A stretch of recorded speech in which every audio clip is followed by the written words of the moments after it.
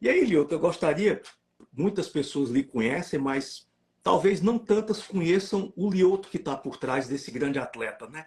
Como é que foi a construção de todo esse processo? Em que momento você enxergou que tinha esse pendor e esse interesse especial pelas lutas?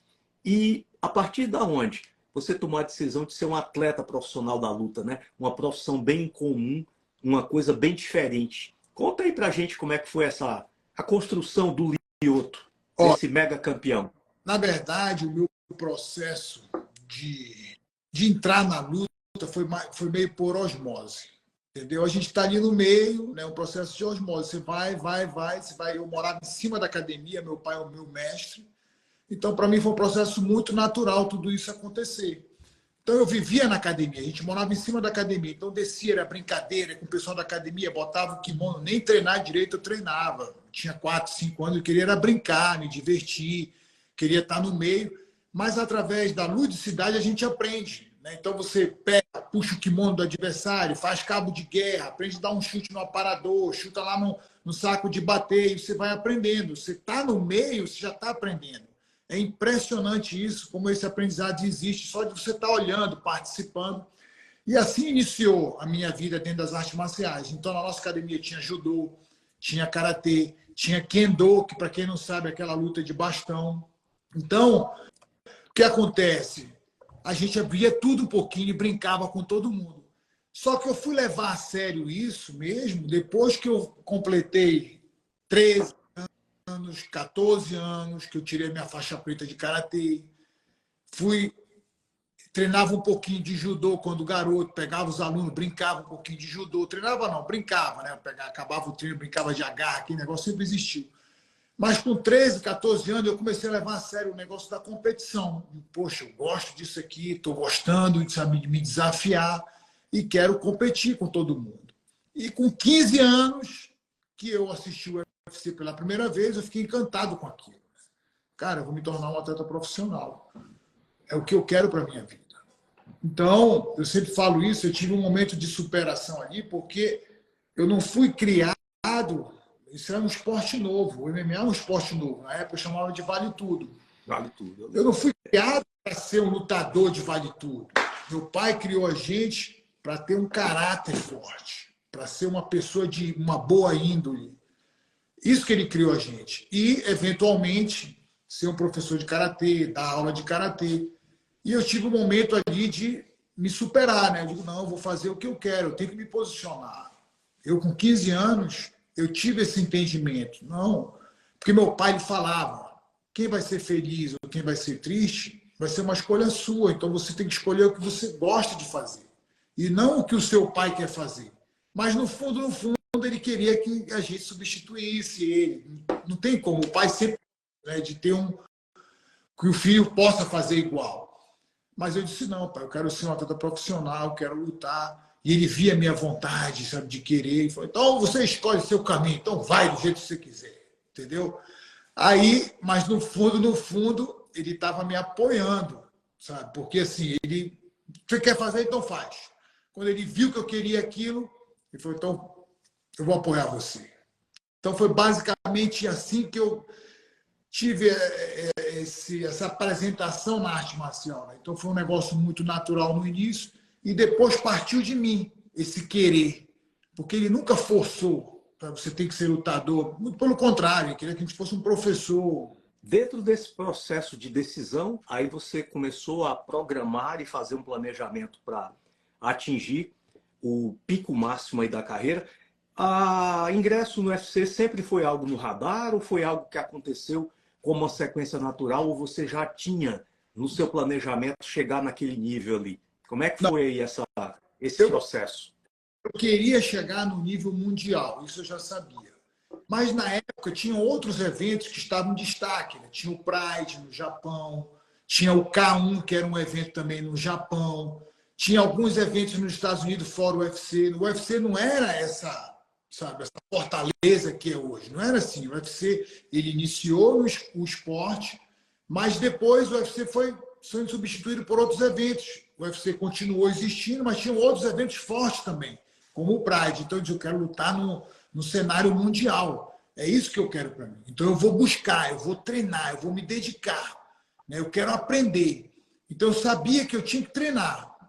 Cara, eu sabia que mesmo que o caminho estiver escuro, eu sei qual é o caminho que eu tenho que trilhar. Eu tenho que treinar, eu tenho que me dedicar.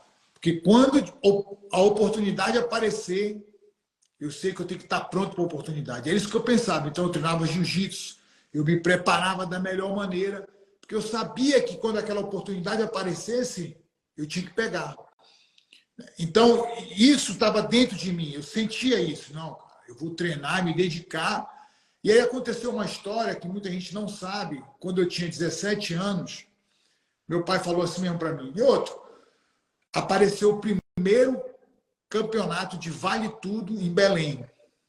Então, foi em 1994. De 93. Não, 94. 94. Assim que o UFC lançou. Eu tinha acabado de fazer 17 anos. Aí meu pai falou assim, você quer mesmo isso? Eu disse, eu quero. Então vai lutar esse campeonato que tem aí. Eu disse, então tá bom, eu vou lutar. Aí comecei a me preparar, me treinar para isso. Aí ele chamou meu irmão, que é um ano mais velho do que eu, né? Falou, Xizô, ajuda seu irmão. Prepara ele, ajuda ele a treinar, compra short de luta, protetor de boca, nem isso eu tinha. Sabe? Aí eu disse, então tá bom. Aí começamos a treinar, não sei o quê. Faltava uma semana para o evento. Aí o dono do evento chamou, tava, a cidade só falava nisso, né? Mas ele vale tudo, é briga, não sei o quê. Aí o pai pegou e falou assim, você vai lutar. Eu disse, eu vou lutar, pai. Você está falando que eu vou lutar, eu vou lutar. Uma semana antes do evento, o dono do evento chamou, me chamou eu e meu irmão e falou assim, irmão, eu vou cancelar a inscrição do Lyoto. Mas por quê? Não, porque o Lyoto é menor de idade. Esse é o primeiro evento que eu estou fazendo. Ele tem 17 anos. Vai que acontece uma morte, vai que eu não sei o quê, vai que acontece com ele, que é menor de idade, entendeu? Então, eu não sei como é que é esse evento, estou promovendo a primeira vez isso, tá, todo mundo só fala nisso na cidade. Eu acho melhor tirar o Lyoto de jogo, porque se acontecer alguma coisa, eu vou ter que responder. Aí a gente chegou e falou isso pro meu pai. O pai, não, já está escrito, pô, bota ele lá. Aí, não, pai, não pode, pai. Você tem que entender. Meu pai é japonês, né? Para quem não conhece, ele é muito tradicional. Ah, não pode? Não, não, porque Lyoto é menor de idade e tudo. Ah, então tira. Tira Lyoto, melhor Lyoto, outra oportunidade. Mas aí aquilo ficou na minha mente. Digo, cara, eu vou fazer isso. Eu quero isso para mim. Eu quero isso para mim. Mas eu vou esperar a oportunidade certa. Eu sabia que vinha a oportunidade certa e aconteceu a oportunidade certa exatamente quando eu estava me formando em educação física. Eu tinha 22 anos, saindo da faculdade. Eu recebi um telefonema do Antônio Inoki, que era um cara que tinha um queixo grande, que lutou com o Muhammad Ali em 1975. Era um cara super famoso no Japão, senador, ex-lutador. Ele foi no Brasil, procurou uma pessoa que ele queria levar para o Japão. E quem era essa pessoa? Era eu. Né? O pensamento, né? A mente tão focada em querer, que pintou essa oportunidade. Sabe? De cara, eu vou nesse negócio.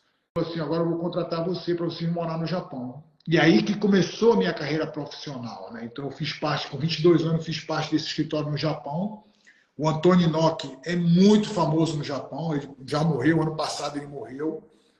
Mas era um cara que era um ícone dentro do esporte. Ele não podia andar na rua. Né? E eu fiz parte do escritório dele durante 4 anos. Eu trabalhei para ele no escritório e depois fiquei freelance, né? Como a gente chama. E aí eu tive a oportunidade de ir para o UFC. E aí, dentro dessa carreira do UFC, você construiu um nome, esse nome se transformou numa lenda e acabou que redunda naquilo que é um dos pontos principais do que a gente veio conversar e trocar ideias aqui. O estado de conservação, né, Lyoto? Existe aquela história que é o tempo de fabricação, aonde a maioria das pessoas se referencia, se julga capaz, mais capaz, menos capaz. Eu já tenho essa idade, posso ou não posso mais fazer aquilo. Eu cheguei numa fase da vida que o corpo não responde mais, o meu tempo de fabricação já é compatível com eu estar agora me enquadrando em um outro grupo de pessoas que não podem mais exigir do corpo tanto assim. E aí a gente tem um paradigma importante aqui para quebrar, né? É a questão do tempo de fabricação, que é um parâmetro imutável, não tem como mudar. você vai nascer e a cada ano você vai ficar um ano mais velho, não tem como mudar isso. Agora, como eu vou envelhecer metabolicamente em cada um desses anos, né? Metabolicamente, mentalmente, fisicamente, hormonalmente, espiritualmente, e aí é que entra o grande fator diferencial, né? Como trabalhar o estado de conservação? Como é que você, na condição que teve, atingiu o seu ápice da performance atlética, não compete mais no UFC, mas é uma pessoa que continua tendo um ritmo de vida intenso, um ritmo de treinos intenso, de padrão atlético, o tempo vai passando e o Lyoto é imune a esse tempo? Como é que você tem construído esse conceito de estado de conservação que leva a uma das coisas que mais me fascina, que é a longevidade desportiva, né? Nós podermos atingir com esse corpo aqui, mesmo com um dado tempo de fabricação, aonde nós supostamente já não deveríamos ter mais tanta capacidade assim, parece que a gente pode construir uma coisa bem diferente, né? E eu me lembro muito bem que esse conceito apaixonante de longevidade esportiva, isso passou a me despertar o interesse a partir do momento que eu comecei a acompanhar um atleta de alto nível, posso citar o nome dele, porque eu tenho certeza que se ele estiver aqui nos ouvindo, não tem problema nenhum, Felipe Ribeiro. Felipe Ribeiro era atleta de ponta do basquete brasileiro, né? E esse cara chegou até a mim, há muitos anos atrás, e me disse uma coisa que me marcou a minha vida, e até hoje eu trago. Doutor, eu quero chegar o mais longe possível no alto rendimento, não importa a idade que eu tenho. Eu digo, opa, esse cara aqui é do meu time. Esse cara aqui vai ser o meu laboratório. E nós começamos a fazer um trabalho. Felipe é uma pessoa que tem uma cabeça excepcional, um cara com um processador diferenciado. E não foi que começou a acontecer a mágica? Felipe envelhecia a cada ano e ano após ano, melhor atleta do NBB, melhor atleta da Liga Nacional, atleta de destaque, atleta premiado, e o tempo passando e ninguém entendia o que estava acontecendo com aquele cara. O fato é que Felipe competiu em alto nível até praticamente 40 anos de idade, o que para o basquete é algo completamente inusitado, né? E eu não tenho a menor dúvida de que a partir daquilo que foi construído com o Felipe, eu comecei a enxergar que aquilo que eu já fazia, que era procurar tratar a saúde das pessoas, também poderia ter uma completa translação para o mundo do desporto do alto rendimento. E aí chegamos um dia a ter de fato, um programa específico aos atletas de alto rendimento, e é nítido que quando o indivíduo está, com a cabeça organizada, tem foco, tem disciplina, trabalha duro e está com o corpo em equilíbrio metabólica e hormonalmente, o tempo de fabricação parece que não pesa tanto, né, Lyoto? Como é que tem sido a construção desse Lyoto pós alto rendimento no desporto profissional e hoje, na sua vida atlética, que eu sei que você treina igual um louco aí até hoje? O que é que você aponta como pilastras principais para a construção da longevidade desportiva? Olha, a primeira coisa é a consciência, né? Você ter essa consciência que é possível fazer isso. É possível você continuar, independente do seu ano de fabricação, como a gente está falando aqui, você continuar treinando, se exercitando e os benefícios que isso tem. Então, eu não comecei isso, lógico que sempre é tempo de a gente começar, independente, posso começar hoje. Tem gente que está começando, poxa, está tendo um despertar hoje, e está com 45, está com 50 anos, não tem problema nenhum, você pode começar. Mas eu comecei antes, eu me preocupei com isso antes. Então, eu fui um cara que eu sempre me dediquei muito ao lado de como comer bem, mesmo sem saber tanta coisa, né? Porque hoje, conhecendo você, conhecendo, sabe, pessoas que lendo livro bastante, tudo, eu tenho um aprendizado diferente. Mas isso eu comecei antes, para estar colhendo hoje também. Hoje eu sei que eu estou em forma ainda para competir, apesar de não ser mais o meu foco esse, tá toda hora treinando para competir, mas eu amo treinar, é o que eu gosto de fazer. Mas eu acredito assim que é um trabalho, é um conjunto de coisas. A gente não pode isolar. É como a medicina, como a gente fala, né? As pessoas têm a intenção sempre de segregar. Não, porque o coração, não, porque o fígado. E a gente trabalha integral. E eu acho que a gente é isso. Então, quando eu comecei lá, eu sempre cuidei da parte alimentar. Eu sempre fiz a parte de mobilidade, eu sempre fiz muito a parte de alongamento, fiz o trabalho muscular. Por algum momento eu posso ter negligenciado isso, mas quando a gente sabe qual é o caminho certo, rápido a gente toma o rumo novamente. Não, cara, eu preciso voltar a fazer isso aqui, eu preciso voltar a fazer isso aqui é bom para mim. Tem uma pessoa que me incentive a fazer isso corretamente, eu tenho que ter um bom médico para mim, eu tenho que ter um bom nutricionista para mim, eu tenho que ter pessoas, ninguém constrói sozinho nada. E isso aqui é uma construção, essa longevidade é uma construção.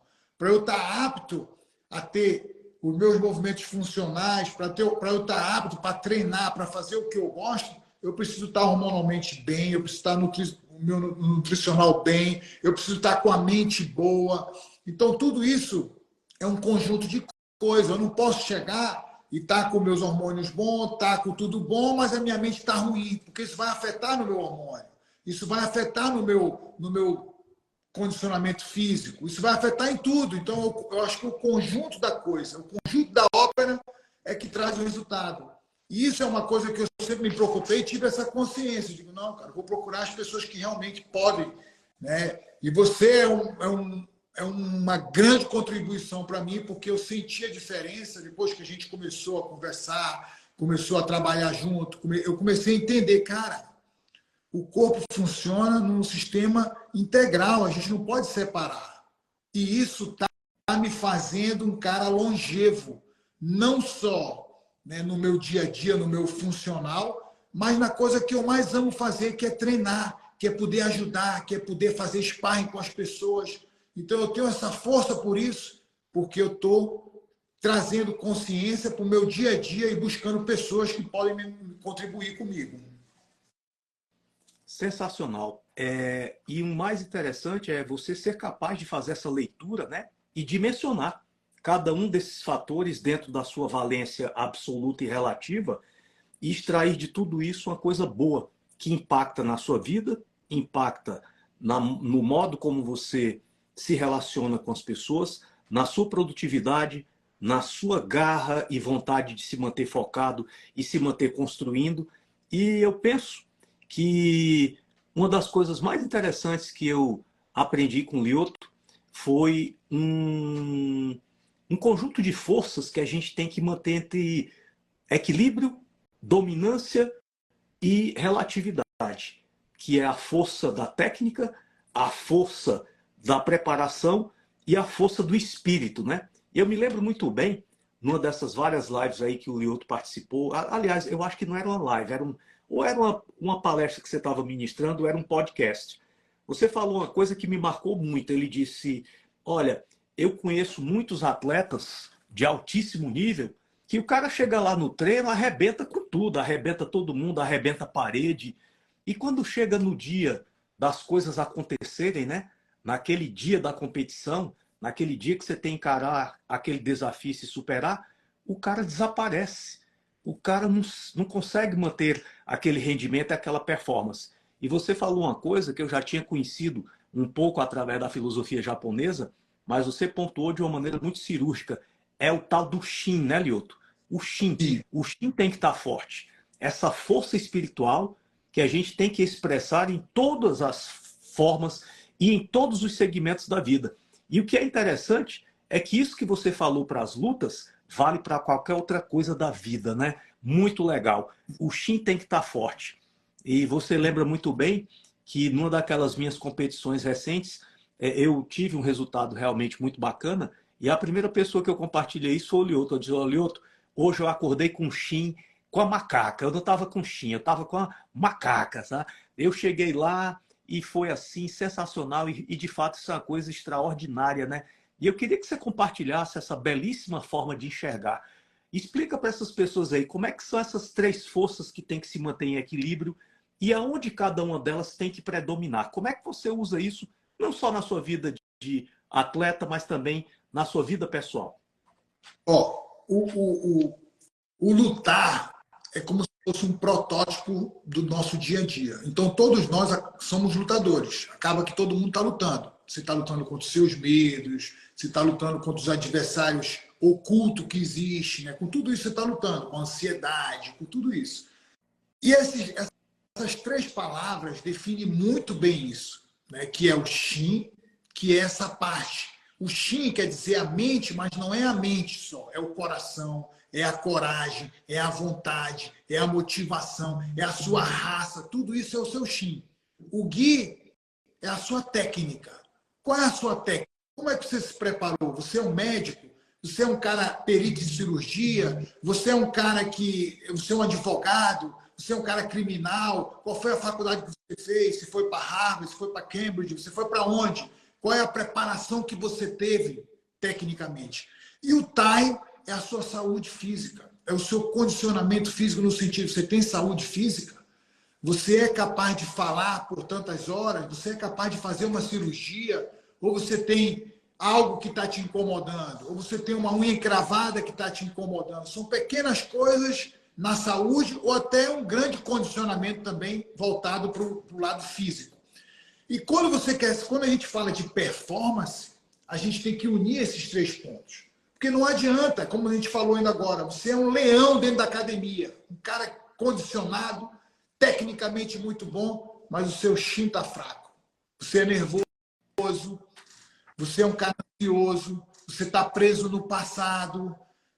Como é que você vai performar? Não tem como performar, porque você vai estar sempre lutando com o freio de mão puxado. Poxa, mas e a torcida? Não, cara, e o contrato? Não, e o meu medo? E se eu perder? Quer dizer, você tem que trabalhar o seu Shin. O seu Shin está fraco. E todo mundo tem um desequilíbrio. Em alguma área você tem um desequilíbrio. E o autoconhecimento é isso, é você trazer esse equilíbrio. Cara, peraí, o que eu estou precisando melhorar? Se eu consigo, eu sou um bom médico, eu consulto muito bem, mas chega na hora da cirurgia, eu estou tremendo, cara, eu estou nervoso. Eu não consigo operar, sabe? Porque se bota um caso mais perigoso, que a vida do paciente pode estar em jogo, eu começo a tremer, eu tenho medo de errar, eu tenho medo. Mas e aí? Você tem que solucionar o problema. Então você tem que melhorar o seu Shin. E é igual na luta. E é igual na vida de um vendedor. Um cara que é um vendedor, o cara, ele sabe que ele tem que ter a técnica da venda. Ele tem que ter saúde para vender, ele tem que transparecer aquela vontade, convencer o cliente. Então isso serve para todo mundo. Então, a partir do momento que o desequilíbrio é muito grande entre esses três pontos, você não vai conseguir entregar o seu 100%. Não tem como entregar o 100%. Eu já lutei com o tornozelo machucado, rompido. O que aconteceu? No primeiro clinch que se agarrou e que eu senti o tornozelo, a minha cabeça foi para o meu tornozelo. Caramba, meu pé! Então, eu já comecei a esquecer a técnica. Cara, eu vou aqui, eu vou no meu máximo aqui, eu vou fazer o que dá. Quer dizer, não é fazer o que dá, é fazer o meu melhor. Mas por que aconteceu isso? Aconteceu num treino, foi um acidente. Mas eu quis lutar assim, eu paguei um preço para lutar assim. Então eu tenho que assumir a responsabilidade. Cara, eu esquece isso agora, não esquece essa dor, vamos por tudo ou nada. Mas eu sabia que eu tive um resultado positivo, porém, não foi a minha melhor versão. Não tinha como ser a minha melhor versão. E as pessoas hoje eles falam muito isso. Não, melhor o feito, né, do que o não feito, né, do que o perfeito não feito. Não é, cara. Você tem que fazer o bem feito. Você tem que fazer o seu melhor. Não é fazer de qualquer jeito. Se eu vou fazer um treino, eu vou fazer um agachamento, não tem como eu agachar mais ou menos, eu vou me machucar. Não é fazer o feito. Não, eu tenho que fazer o perfeito, que dá naquele momento, o perfeito para aquela situação. Eu lutei com o tornozelo machucado, mas foi o melhor que eu pude dar naquela situação. Foi uma decisão minha, uma escolha minha. Eu quis fazer desse jeito. Eu quis me testar desse jeito. Cara, eu quero saber como é lutar com esse tornozelo aqui. Como é? Na semana da luta, ainda estou mancando, está doendo. Infiltra ou não infiltra o tornozelo, qual é a decisão final no dia da luta. Eu queria sentir tudo isso. Eu queria passar por essa experiência. Porque no final do dia, o que vale é a experiência de vida. Hoje eu estou contando essa história porque eu decidi lutar. Porque eu escolhi isso. Apesar de o meu Tai, né, que é a parte física, não estar 100%, o meu espírito estava muito bom. A minha técnica estava muito boa. Mas eu perdi a luta. Eu fiz duas. Uma eu ganhei, uma eu perdi. Com o Tchau Sônia eu ganhei e com o Phil Davis, que foi um outro cara no UFC, eu perdi. Acabou. Eu assumi isso. Eu quis isso para mim. Eu quis colocar esses 3 aspectos em jogo na hora. O meu time não estava 100%, não interessa, mas eu queria sentir isso. Não tem nada de errado, mas eu sabia que a minha melhor versão não sairia naquele dia. Apesar de uma luta eu ter perdido e a outra eu ter vencido. Muito interessante, Lioto. E isso remete também a um conceito que muitas vezes, na vida, no esporte, nos desafios, a gente tem uma certa dificuldade de compreender, que é o talento e o esforço. Existe um indivíduo que já é naturalmente habilitado, ele já possui uma nítida habilidade natural para executar aquela tarefa. A gente vê isso nas lutas, a gente vê isso em tudo. Eu vejo ali, por exemplo, um estudante que está aprendendo os primeiros passos na cirurgia, a gente percebe que o cara tem uma habilidade diferente, né? A gente vê o cara coloca um kimono, vai ali nos primeiros passos que o cara dá no tatame, você diz, caramba, esse sujeito parece que já nasceu com aquilo pronto, né? Apertou o play e o cara parece que já está pronto para aquele negócio. Mas esse cara que é talentoso, ele traz também um problema se ele não souber trabalhar isso. Ele imaginar que só pelo fato dele ser muito talentoso, o jogo já está ganho e a medalha de ouro já está no pescoço, né? E como a gente vê todos os dias pessoas talentosas que se perdem exatamente porque elas não conseguem compreender que, além do talento, eu não sei a sua opinião, mas a minha, entre o cara talentoso e o cara ralador, possivelmente o ralador vai chegar na frente. Eu me considero um cara mais esforçado. As pessoas olham, não, Lioto, você não é talentoso, não era talentoso assim. Eu sou um cara esforçado. Tanto que existia uma rivalidade entre mim e o meu irmão muito grande, e que o meu irmão sempre me vencia, sempre me vencia. E eu dizia, meu irmão, eu tenho que ganhar desse cara, meu irmão, sabe? Porque já virou um tabu isso aqui. Né? E eu digo, não, vou treinar mais. Aí eu fui treinando, aí eu via meu irmão, olhava que eu ficava prestando atenção, né? Deixa eu ver se ele está treinando aqui. Aí ele treinava, eu treinava junto com ele. Aí chegava de tarde, ele não treinava, eu treinava sozinho de novo.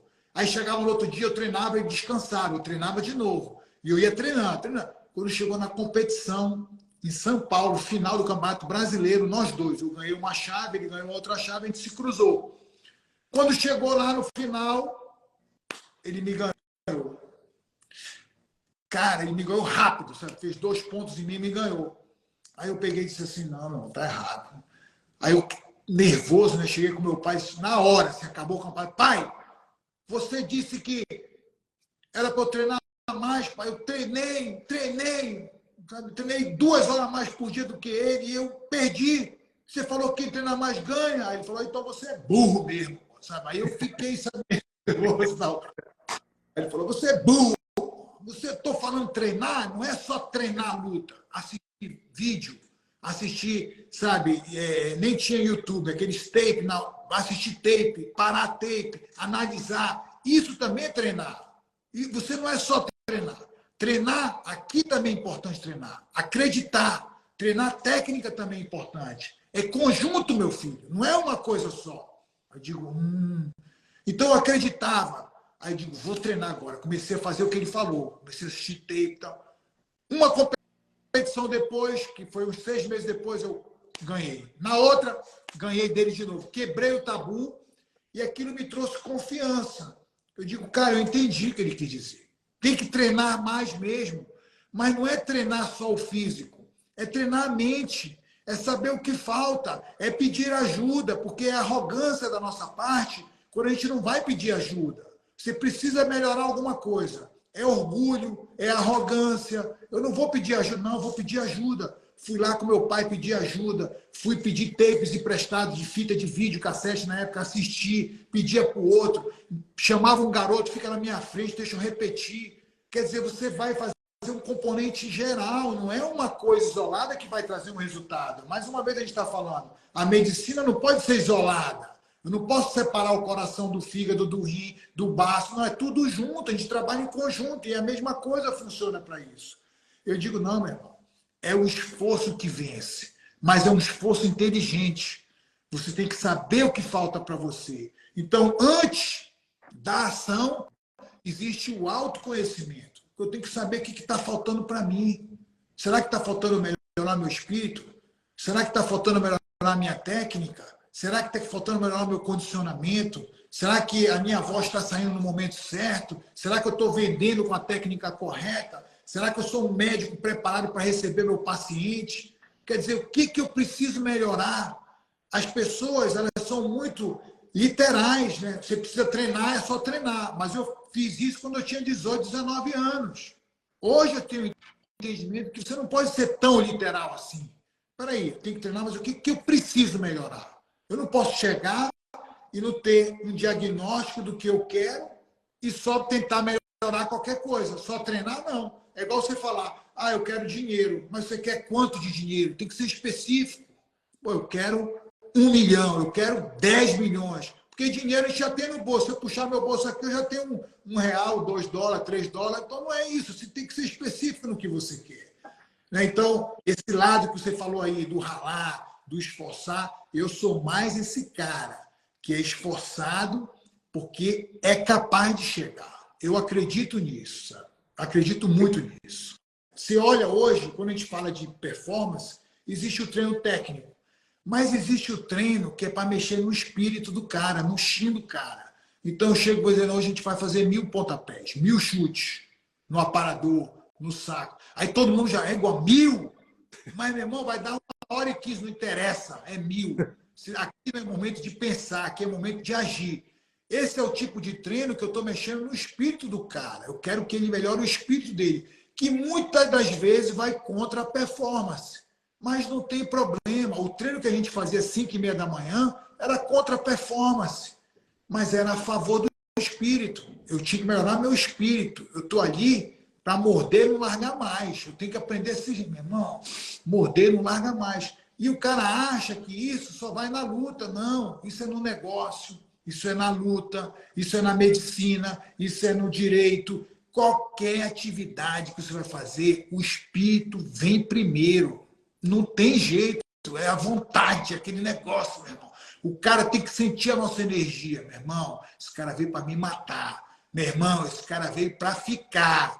Né? Porque eu sei, por exemplo, você, doutor Ito, você não chegou onde você chegou se você não tivesse espírito.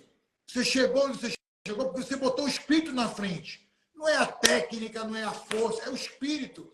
E tem um ditado que a gente fala assim, o espírito vence a técnica vence a força. Então o espírito vem na frente. O que adianta eu ser tão bom, tão bom, tão bom, eu não tenho coragem de falar em público. Eu não tenho coragem de entrar no queijo para lutar. Não, eu tenho medo. Então, cadê o espírito? E como é que eu trabalho esse espírito? É isso que as pessoas não entendem.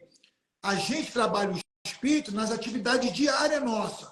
Qual é a atividade diária? Eu treino todo dia, eu faço a minha dieta, eu entro na minha banheira de gelo, sabe, nem todo dia eu quero fazer, mas estou treinando meu espírito, eu não estou treinando a minha técnica. E porque o espírito, eu já tive luta que eu perdi porque eu valorizei mais o dinheiro. Já tive luta que eu perdi porque eu valorizei mais o contrato. Eu estava preocupado, sabe? Queria lutar porque queria lutar só para fazer dinheiro. Isso é fraco. É fraco. O propósito é trocado pela proposta. E não é a proposta, é o propósito. Então as pessoas se confundem com isso. Né? Não, meu amigo. Meu propósito, eu tenho que lutar quando eu estiver bem, 100%. Morder, eu não largo mais. Esse cara é o espírito. O resultado, a gente não controla. Eu não sei se eu vou vencer, porque é uma luta, é uma vida, né? É uma situação que eu não tenho como medir isso. Mas a minha eu controlo. A minha eu sei que eu vou vencer. A minha eu sei que eu vou treinar todos os dias. Isso eu sei que eu posso controlar. Agora, o resultado da luta, eu não sei. Mas eu quero botar a cabeça no travesseiro à noite e dizer, dei o meu melhor. Entreguei tudo que eu tinha. Entreguei tudo, todo o suor lá dentro do ringue, todo o sangue que eu dei tudo. Se não foi agora, algo eu tenho que aprender e vamos para a próxima. Perfeito. Dentro de tudo que ele está nos brindando aí com seus ensinamentos e com a sua visão fantástica, eu quero aqui deixar registrado para o conhecimento de todos um presente que eu recebi há um tempo atrás. Esse presente aqui, ó, isso aqui é uma obra de leitura obrigatória, assim, de cabeceira, né? Esse livro do Lyoto, O Código do Dragão, ele fala dos 7 valores do guerreiro samurai para conquistar a vitória. Inclusive tem aqui uma dedicatória muito especial, né? Ele fala muito gentilmente de samurai para samurai, com carinho ao amigo Ítalo. É Lyoto, isso aí. The Dragon. Dragon, Livro, hein? esse livro aqui Você me pegou de vez, hein? O seu livro aí tá aqui. tá aqui, ó. Tá aqui assinadinho pelo Dragon. E aí, Lioto, essa obra ela é tão interessante porque ela não é um livro para se ler apenas uma vez. Ela é um livro para se revisitar várias vezes, porque dúvidas, situações e passagens que você discorre e descreve aqui no seu livro são coisas que a gente tem que estar revisitando periodicamente, porque são evocações da energia, do Shin, da bravura, do guerreiro, que você tem que estar aplicando isso todos os santos dias na sua vida. Então, esse livro aqui eu recomendo entusiasticamente para todos vocês que querem, de fato, se transformar em vencedores, porque todos nós já trazemos esse espírito do vencedor. Só que, de novo, não adianta só você ter o talento do vencedor e não ter a disciplina do vencedor. E muitas vezes o talento se perde pela falta da disciplina. Então, Lioto, eu queria que eu poderia citar inúmeras passagens aqui, e eu falei para o Lioto, né? Eu tenho mania, quando eu leio um livro, na verdade eu não leio, eu destruo, né? Porque quando eu passo a primeira leitura, eu vou marcando tudo aquilo que me interessa e é um livro que jamais vai servir para alguém, né? Então, eu tenho até um certo egoísmo aqui, porque eu faço tanta bagunça nos livros que eu leio, que aquelas anotações e destaques que eu faço são coisas que funcionam só para mim. Dentro do que ele escreveu e nos ensinou aqui, ele coloca, além dessa virtude da determinação, da disciplina, né? Ele coloca também autorresponsabilidade, simplicidade, determinação, resiliência, disciplina, respeito e humildade. Que conjunto de atributos fantásticos, né, Lioto? Eu, particularmente, tive a assimilação desse conceito aqui de uma maneira bem interessante. Eu passei a ver as coisas de uma maneira um pouco diferente quando eu li o que você escreve sobre autorresponsabilidade. Explica um pouquinho para a gente aí esse conceito fabuloso de autorresponsabilidade. Você estava falando da autorresponsabilidade, né? Que você disse que o juiz roubou. Isso. O juiz, eu queria botar a culpa no juiz. E meu pai chegou e falou assim, se você, meu filho, treinasse mais, se dedicasse mais, você não ia dar chance para o juiz roubar você, como você falou. Não ia existir isso. Então, da próxima vez, treine mais, dedica mais, para de colocar a responsabilidade no outro. Todo mundo assim. Ah, ele que não fez. É você que não. Você não quer melhorar 100%? Eu disse, quero.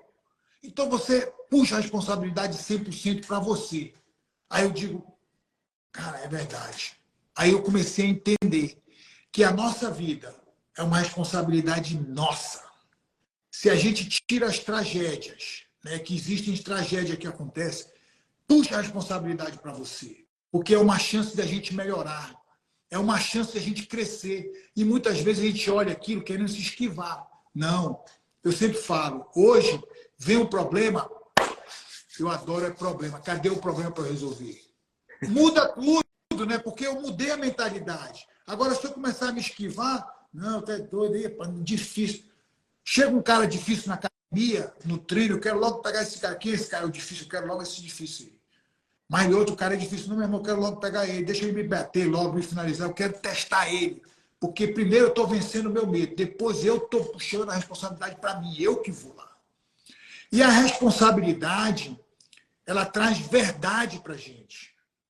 Aí a gente vai falar, mas verdade como, Lioto? Porque a responsabilidade dói. Você ter responsabilidade com as coisas, dói. Porra, eu tenho que assumir isso aqui, dói. Pô, eu perdi lá, eu tenho que dizer que eu que não fiz o meu melhor. É isso mesmo, porque eu vou melhorar. E isso traz verdade. E a verdade, ela humilha a gente. Né? Quando você traz essa verdade que não é conveniente, ela humilha. E quem se humilha se torna humilde. Quem se torna humilde, aprende. E quem aprende, se torna sábio. Então, quando a gente fecha esse ciclo, eu digo, cara, é verdade isso. A gente se humilha quando a gente fala a verdade. Então, quando eu trago esse conceito, eu digo, cara, no dia a dia nosso, a gente tende a contar pequenas mentiras para o nosso filho, às vezes para um amigo. Não, eu estou atrasado, você está atrasado 20 minutos. Não, eu estou 5 minutos. Mentira. Não vou poder ir hoje porque... Mentira. Aí, no final do dia, você contou uma mentira para o seu amigo, contou uma mentira para a esposa. Você é um mentiroso no final do dia. Então, você deixou de aprender. Cara, eu não posso deixar de aprender, eu tenho que ser verdadeiro, porque a verdade dói. Ela vai me humilhar, mas a próxima vez eu não vou mais errar. Porque eu não quero ser humilhado novamente. Então, eu quero aprender com tudo isso. Então, se eu quero aprender, eu vou me submeter a isso aqui. Eu vou falar a verdade. Uma vez eu fui para um treinamento em San Diego, eu morava no Brasil. E nesse treinamento, foi tudo pago pela seleção brasileira. Eu digo, porra, vou para esse treinamento em San Diego. Aí, quando chegou no San Diego, era um treinamento de 5 dias. E o último dia era a competição. Aí, nos treinamentos de 5 dias, era um camp enorme de 500 atletas. Então, existia um treino na praia, existia um treino no ginásio, 6 horas da manhã. Existiam 3 treinos divididos. 150 pessoas, 200 pessoas em cada lugar. E você poderia escolher onde você queria ir. E aí eu fui no primeiro dia, fui no segundo dia, eu achei desinteressante o treino. Eu fui na praia um dia, no outro dia eu fui no ginásio. No terceiro dia eu resolvi não ir. Eu digo, rapaz, eu vou dormir. 6 horas da manhã, não, esse treino, um frio danado em San Diego, na praia. Eu digo, eu não vou nem na praia, nem no ginásio, nem na grama, que tem um treino na grama. Eu não vou nenhum dos treinos. Aí não fui. Cara, quando chegou, aí um dos meus amigos falou assim, Lioto, tu não apareceu no treino, tu estava onde? Eu digo, rapaz, eu fiquei dormindo. Ele falou, nem fala isso pro mestre, pro sensei do Brasil lá que estava puxando. Ele não vai aceitar, porque tu tá tudo sendo pago pela seleção brasileira, ele queria que todo mundo comparecesse, aí eu fiquei morrendo de medo, de, caramba, e agora, meu irmão? Ele falou, Lioto, é o seguinte, ele estava na praia, diz que tu estava no ginásio, que ele não vai saber. Eu fiquei na dúvida assim, de rapaz, eu não vou falar isso. Não vou falar. Eu fiquei, sabe, aquele negócio, falo ou não falo, falo, eu minto, não minto, minto. Eu tinha 18 anos. Aí eu peguei e disse, não vou falar isso. Aí encontrei com ele no café da manhã. Aí ele falou, quero conversar com você. Aí eu não consegui nem tomar o café direito, né? Já pensei, meu irmão, como é que eu vou dizer para esse cara aí? Aí eu mente, não mente, eu não mente, eu vou mentir, eu não vou mentir. Quando chegou na hora, ele falou, vem aqui. Aí me chamou numa sala lá que estava uns 4, 5 professores e falou, o que você fez 6 horas da manhã hoje? Onde você estava? Aí eu disse, eu fiquei na cama. Eu ia mentir, eu desisti na hora, eu fiquei na cama. Ah, então você ficou na cama? Eu disse, foi.